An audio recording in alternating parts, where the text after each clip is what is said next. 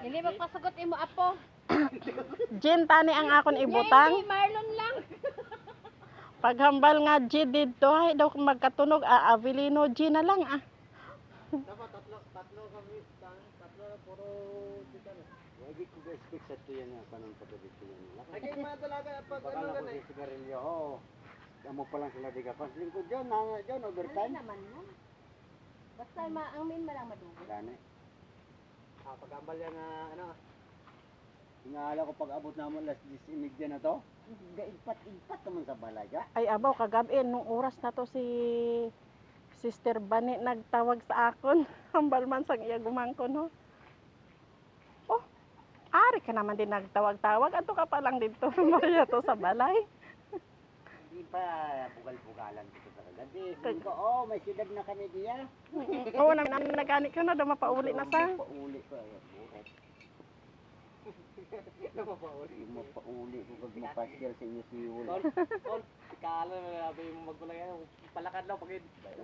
Ay mo na ginaya. Mato niya ka mo lang daang mayaman. Ako gani iya tawagan. Paul din si mama mo Paul. Kaya ano naman, kaltikalan mo naman.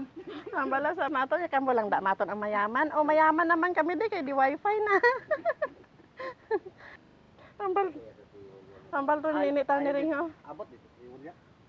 Kaso sa punta mahina dito sa piyak nga punta dito guys. Lala pagtaad extender dito sa pangit mo. Patang nang may extender ka. Wire lang man ginipot na kay Turner. At least ano. Malakas ko dito. Hay imo Lang man sila ano. ay imo da gumangkon. Ara man niya. Ay itong dulaan sila internet kay Sangaga. Dito sa nagulog sa dito. Ba? Ah.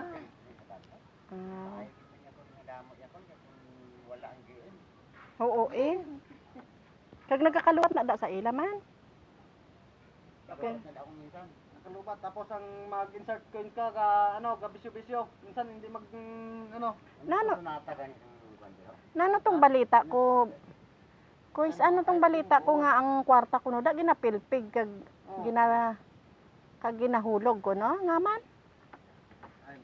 Ay kay inaan sa hindi pa rin Ginapilpig ko no nilaya kag nano ato ah. Damo-damo ko nung nako.